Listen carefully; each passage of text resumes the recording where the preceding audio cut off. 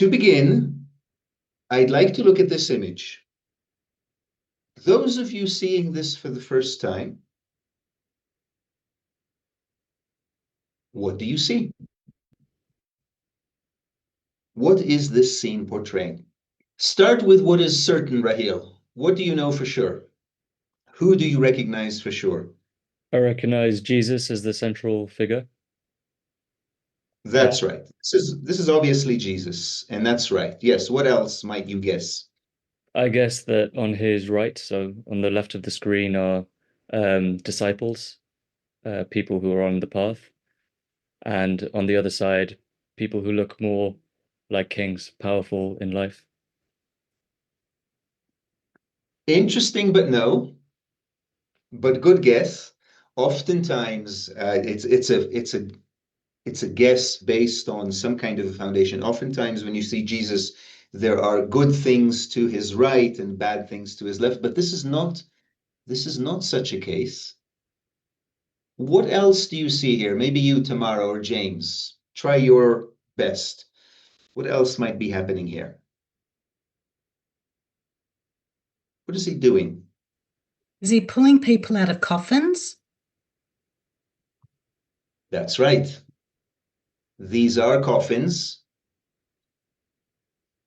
over here and over here. And yes, he is pulling these people out. Does anyone know, again, only those who've seen it for the first time and don't already know from previous workshops, does anyone know who these people are? Would it be Moses or Abraham on the right?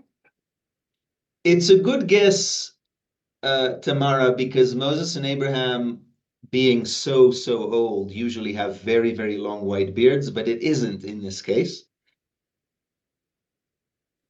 David and Solomon?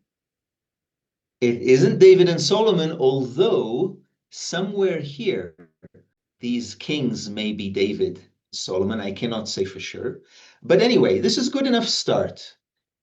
Before I give you the background behind this, I want you to see the black background over here, which is unusual. You notice this is happening in the dark, and there is a reason for that. The story goes that when Jesus was crucified, he spent a certain amount of time on the cross, dead, or it maybe dead is the wrong word. He had given up his ghost, but he had not yet resurrected. And during that time, a part of him descended into the underworld. You see his hand reaching out, and that part went into the underworld to redeem all those souls who had died before him, but who were waiting for a redeemer. So they weren't bad, they didn't deserve hell, but at the same time, they couldn't resurrect until apparently this important event happened. Now, obviously, there were many, many people who died long before Jesus because he existed 2,000 years ago, more or less. And Adam and Eve and Moses and Abraham, all these people died long before him. And so there was this long line of people waiting for this redemption. And the first to die were the first in line, which means the first to be reached out to by Jesus were Adam and Eve. Adam and Eve had been separated, so to speak, by the serpent in the Garden of Eden. And now this is Adam and Eve.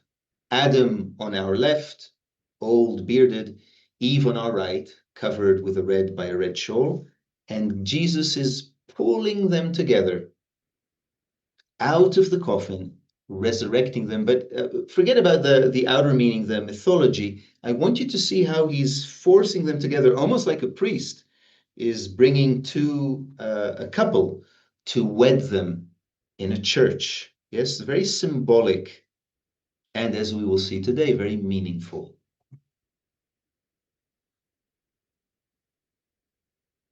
We are built, our vessels are made of different parts, different brains or different centers, divided here more or less based on their location in our physical body, more or less. And we are built in such a way that if you take two instinctive centers, male and female, a man and a woman, and unite them through sex, we can regenerate a new baby, right? We actually have the mechanical ability of transmutation, of taking the male sperm and the female egg and creating a new being that stands on its own, independent of its parent. We are not unique, of course, in being able to do that. All other animals function more or less by the same principle. But this external possibility of procreation is complemented by an internal one, which is the one that is of interest to us in the context of this teaching. From Gurdjieff. The birth of the astral body depends as much upon sex energy as do physical birth and the propagation of the species. So you can propagate the species by using male and female, but internally you can create or recreate the same coupling between the feminine part in us, which corresponds to the emotional center, and the masculine part in us, which corresponds to the intellectual center. If you find the right way of uniting these two parts using the same energy, the same hydrogen 12 or sex energy, you can create again an offspring, but this time it won't be physical. And by the way, it is not exclusive to the male or the female organism. Either can do this. We have men attending today. We have women attending today. This work is not exclusive to either or the other. Both have emotional centers, both have intellectual centers, and both can use them to unite and create what Gurdjieff called an astral body. Astral, Latin, from the stellar world, the starry world, which brings us back to this image. If you take the intellectual represented by Adam here on the left and unite it with the emotional represented by the feminine or Eve to our right, you see what those two circles create? They create exactly that mandorla, that almond shape within which Jesus is shown appearing here in the underworld. And notice that Jesus has stars all around him. He is from the starry world, almost literally pointing to the idea of an astral body. I show this to you. You see, the connections are too close. It cannot be a coincidence. It cannot be something that Asaf cunningly sat at home and thought up by himself. These are ideas that were well known. This is a church that still stands, by the way, in Istanbul.